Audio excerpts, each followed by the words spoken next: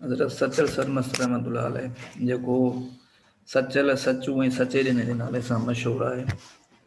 सिंधी सूफ़ी बुज़ुर्गनि मां हिकु आहे। माण्हू टालपुर दौर सिंध में टालपुर दौर हुया मीर उन दौर जा मशहूरु शाइर आहिनि। हाणे 1152 हिजरी 1739 ईस्वी में पैदा थिया। राणीपुर जे शहर जे भरिसां नंढड़ो ॻोठु आहे दराज़ा। पंहिंजो असुल नालो जेको अथनि अब्दुल वहाब, शाइरीअ में जेको तख़लुस इस्तेमालु कयो अथई सिंधी शाइरीअ में उहो सचल सचू ऐं सचे ॾिनो। फारसी शाइरी में जेको तख़लुस इस्तेमालु कयो अथई उहो आश्कार।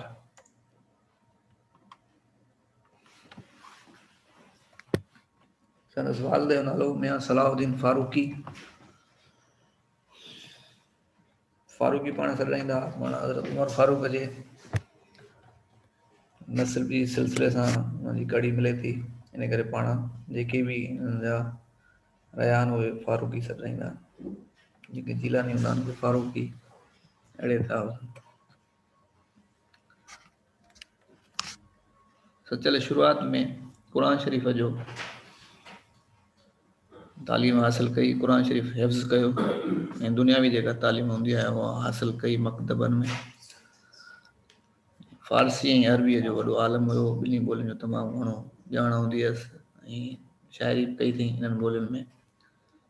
सचल सरमस्त खे हफ़्त ज़बान हफ़्त यानी सतनि ॿोलियुनि वारो शाइर बि चवंदा आहिनि। पाण जेका शाइरी कई अथई उहा 7 ॿोलियुनि में कई अथई। जंहिंमें अरबी, फारसी, सिंधी, सराइकी, उर्दू ऐं हिंदी अचे थी। सिंधीअ में पाण इहे जेके तख़लुस इस्तेमालु कया अथई संदसि नज़रियो आहे त जेके नालनि में वॾाई रखियलु आहे, फ़ख़ुरु रखियलु आहे, उहा न हुजणु घुरिजे। इन जे करे पाण ते जेको आहे सो जेको नालो आहे उहो सचू सचे ॾिनो या सचल जेको आहे इस्तेमालु कंदो आहे शाइरी में तख़लुस। वॾाई खां बचिजे, पोइ चाहे उहा नाले में हुजे या किरदार में हुजे।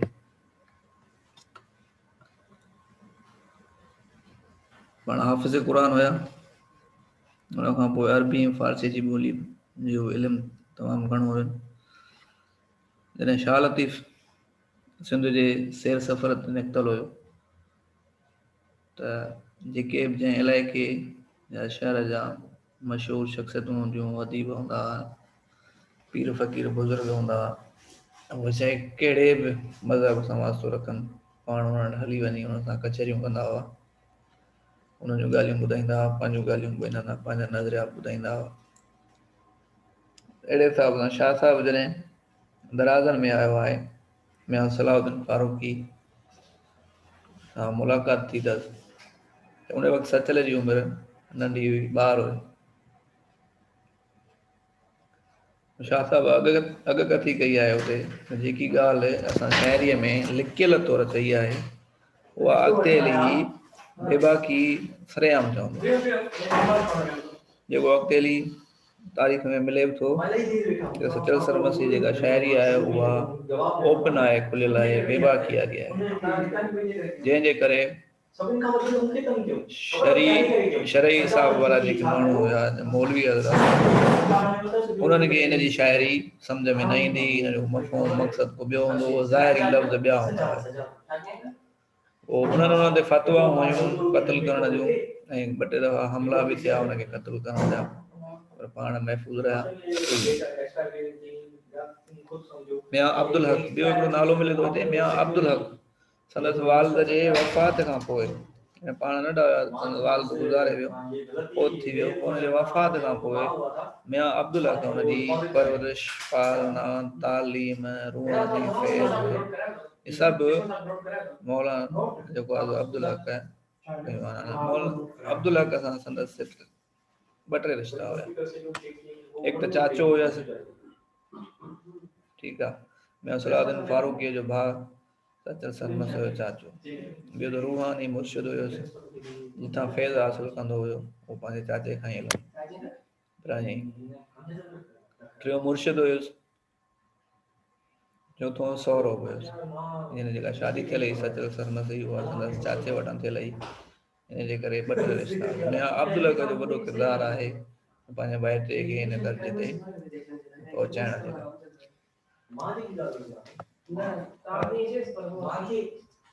सचल सरमस त हिन किताब में जेके बेहतरीन नाला ससुई ससुई जेकी इलाही शाइरनि ॻायो आहे जन में शाह लतीफ़ बि आहे सचल सरमस बि आहे ऐं ससी पुनूअ जो बि सुर जेको आहे उहो हुन मफ़हूम ऐं मक़सदु जेको आहे उहो महिनत जिदोजहद ऐं पंहिंजी मंज़िल तलाश करणु पंहिंजी मंज़िल ते पहुचणु सुस्ती काइली छॾणु हिकु हिकु बेटा मां तव्हांखे हुन तशरीह में ॿुधायो आहे वरी ॿुधाईंदोमांव त कीअं माण्हू हुननि खे प्रयासो सचल सरमस जो कलाम आहे बेबाकी जो आईनो आहे यानी सफ़ा खुलेआम चवनि सरेआम चवनि का बि ढक तमसील पंहिंजे शाइरी में न ॾियनि ॿियनि शाइरनि तमसील ॾिनी आहे कंहिं किसे खे कयो अथनि पोइ हुनजे लिक में जेको आहे ॻाल्हियूं चवंदा आहिनि पंहिंजा फ़लसफ़ा बयानु कया आहिनि पर हिन जेको आहे माना बेबाकी सरेआम ओपन रंदी ऐं मस्ती हिन शाइरीअ में मस्ती आहे जॾहिं पाण शेर व शाइरी चवंदा हुआ त मस्त थी वेंदा हुआ पोइ हुन मस्तीअ वारी हालत में पाण जेको आहे सो शेर चवंदा हुआ फ़क़ीर चवंदा हुआ हीअ तव्हां शेर चयो मां सिर्फ़ु ज़बान ई लफ़्ज़ खे ॿिए जा ठीकु आहे इन जे करे हिनखे सर मस्त बि चवंदा छा चवंदा अथव सर मस्त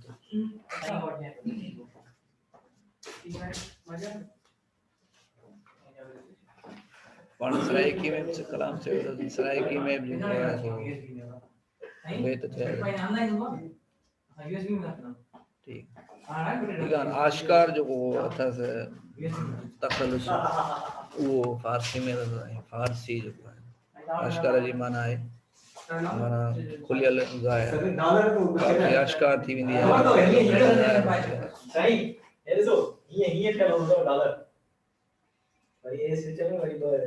सिंधी कलाम सचल सरमस जो जेको सिंधी कलाम सराइकी कलाम सॼो समूहे गॾु करे